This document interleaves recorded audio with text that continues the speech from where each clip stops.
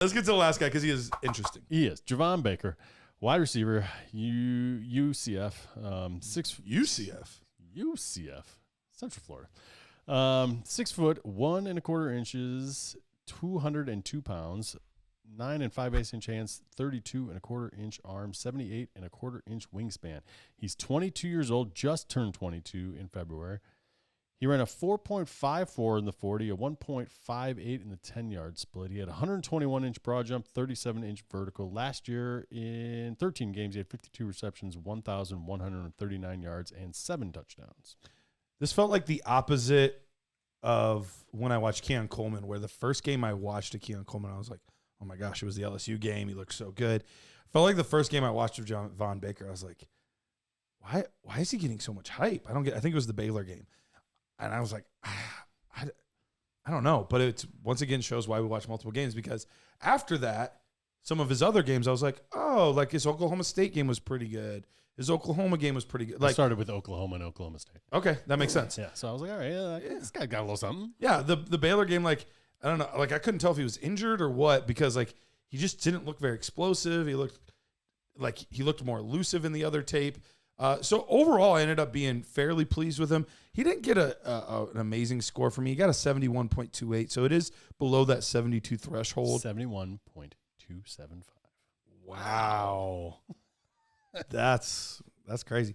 All of that to say, I don't think he's a bad player. He's a transfer from Alabama, went to UCF, but he profiles in the similar profile that we've been talking about all 2 shows, it seems like, where he is more of a Z type. He's going to be a field stretcher.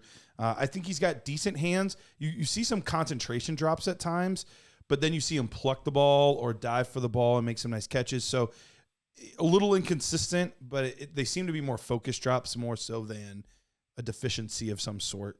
I think his contested catch is solid. He's got good body control, and he can track the ball pretty well.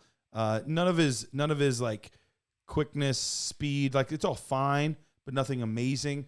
He just feels like a prototypical number 3, number 4 receiver on an NFL team that I think is going to be a solid NFL player, and I think there'll be times where he makes some big plays, but I just don't see him in that tier with some of those other guys that I think are going to have a chance to actually be difference makers. I feel like you literally read my... I know. We must have been looking at a lot of stuff. Oh, really? I think you said everything that I have on here besides like my one thing I ended with the question. My question was like, will he be able to separate at the next level? That's my biggest concern with him. But like all my pros and all my negatives, you literally say exactly That's hilarious. what I written down almost word for word.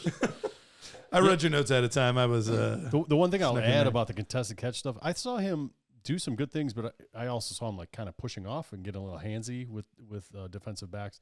Something he'll have to probably clean up at the next level, because he will get called for some of the stuff I saw. I think I saw he did get called twice in one game.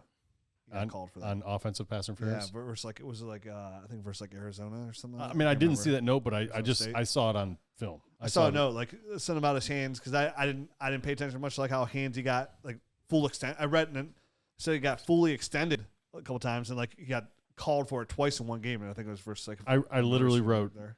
He needs to hone that a bit, and he can't extend his arms all the way, because you could see it. He was all the way pushing off the defensive backs. So there's some stuff there, definitely. And I think if he hones maybe his route running a little bit, he could be a guy that could do some things. But if he doesn't, there's nothing there. That's why if he doesn't improve.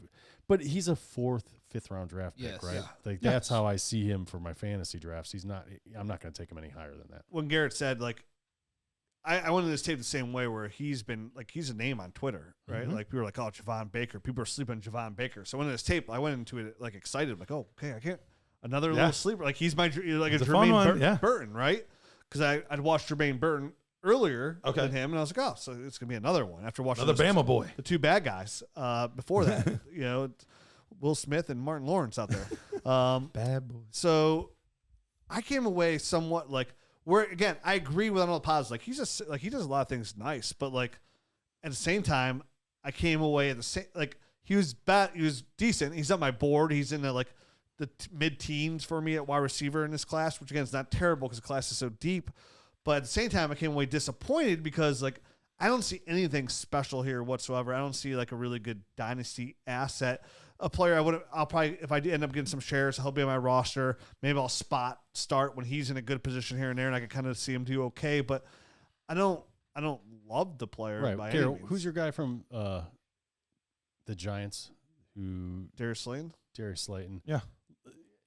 That's how I kind of see him. Like, Can't cut him. You can't start him here and there. He's good enough to be on your roster, and occasionally he'll perform well enough that you know that he'll do something.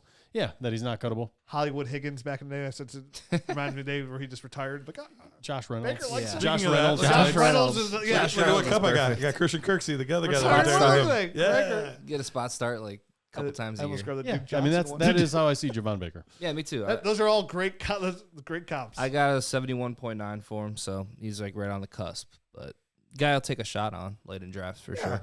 Yeah, he's got enough size. He's got enough skill that could something end up being there. Sure, it If could. he was like a little more explosive, like he would be up there, dude. Like he would because I can see consistent separation. Yeah. And yes, bingo. Bingo. And that's where it is. Like if I can't, and that's my biggest concern is like, how does this dude win at the next level? Like, how does he get that separation? And I just don't. That's my biggest concern. So and that's the weird part is it seemed like he didn't get good separation. Although I didn't hate its routes and his speed's decent.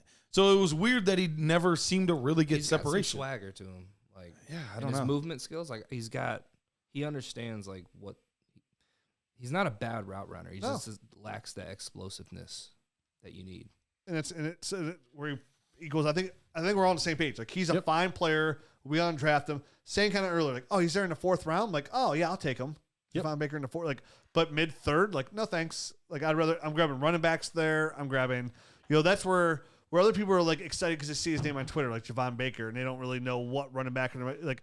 I'd rather just have a running back too. And we know he's a running back too, but he's got good tape, good enough tape. Take a shot on one of those tight ends or something. Ray Davis easily falls in that category for me. Sure. Something along those lines. Come back and cross your fingers. Yeah, same thing. Or even like a Guarendo. This guy's pretty explosive. Like he's the number 2 at least on that roster. I'll take him. Or even a quarterback where it's like, he might get a shot. Rattler. Spencer Rattler would be very interesting there. Guys like that where you at least know when to play them. Like.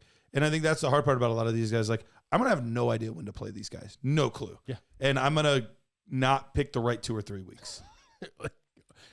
60% of the time, you're wrong every time. That's right. That's why you should just get Marvin Harrison Jr. instead. Hey,